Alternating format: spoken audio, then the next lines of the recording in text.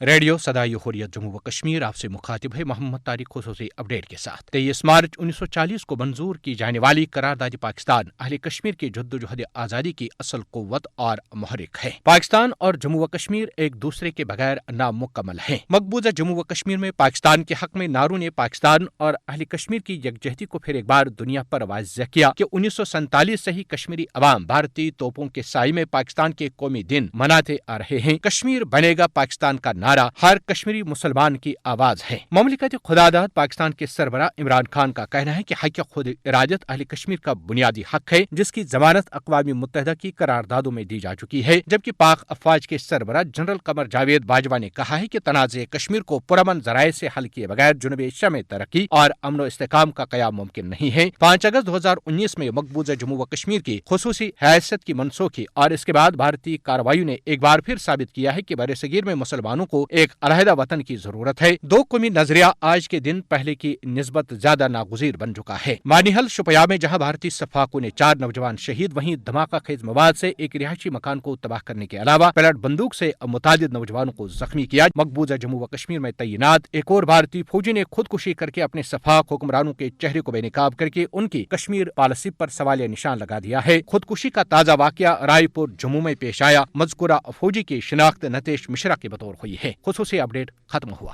23 مارچ کو ہر سال پاکستانی اور کشمیری یوم پاکستان منا کر ان عظیم ہستیوں کی خدمات کو خراج تحسین پیش کرتے ہیں جن کی لازوال قربانیوں، انتھک محنت اور بے لوث جدوجہد کے نتیجے میں برصغیر کے مسلمانوں کو پاکستان کی صورت میں اپنے خواب کی تعبیر ملی۔ 23 مارچ ہی وہ دن ہے جب مسلم لیگ نے قائد اعظم محمد علی جناح رحمۃ اللہ علیہ کی ولولہ انگیز قیادت میں لاہور میں ایک تاریخی قرارداد پاس کی جس کو قرارداد پاکستان کے نام سے جانا جاتا ہے۔ اس تاریخ ساز اجلاس میں دیگر لوگوں کے ساتھ ساتھ کشمیریوں کے ایک نمائندہ وفد نے شرکت کی اور پھر محمد علی جناح کے شانہ بشانہ قیام پاکستان کی تحریک میں بھرپور حصہ لیا۔ مقبوضہ جموں کشمیر میں حق خود ارادت کی جاری جدوجہد دراصل تحریک پاکستان کا ہی تسلسل ہے اور مسئلہ کشمیر تقسیم برصغیر کا نامکمل ایجنڈا ہے۔ پاکستانی اور کشمیری عوام مضبوط مذہبی، تہذیبی، ثقافتی اور جغرافیائی رشتوں میں بندھے ہوئے ہیں اور ان کے دل ہمیشہ سے ایک ساتھ دھڑکتے ہیں۔ آج بھی کشمیری عوام لاکھوں بھارتی فوجیوں کی موجودگی اور گولیوں کی گن گرج میں پاکستانی پرچم لہراتے ہیں اور سینہ تان کر ہم پاکستانی ہیں اور پاکستان ہمارا ہے کے نعرے بلند کرتے ہیں۔ بھارت کا 74 برس کا جبر اور چانکیائی سازشیں بھی ان تاریخی رشتوں میں دراڑ ڈالنے میں ناکام رہی۔ جس طرح کشمیری عوام پاکستان کو اپنی امیدوں کا محور و مرکز سمجھتے ہیں، ٹھیک اسی طرح پاکستانیوں کے دل بھی کشمیریوں کے ساتھ دھڑکتے ہیں۔ پاکستان کشمیریوں کا محسن اور وکیل ہے اور یہ تمام قومی اور بین الاقوامی فورموں پر کشمیریوں کی نمائندگی کرتا ہے۔ مسئلہ کشمیر پاکستان کی خارجہ پالیسی کی بنیاد ہے اور پاکستان کا موقف غیر مبہم اور واضح ہے کہ مسئلہ کشمیر کو اقوام متحدہ کی قراردادوں اور کشمیری عوام کی خواہشات کے مطابق حل کیے بغیر خطے میں امن اور ترقی ممکن نہیں ہے۔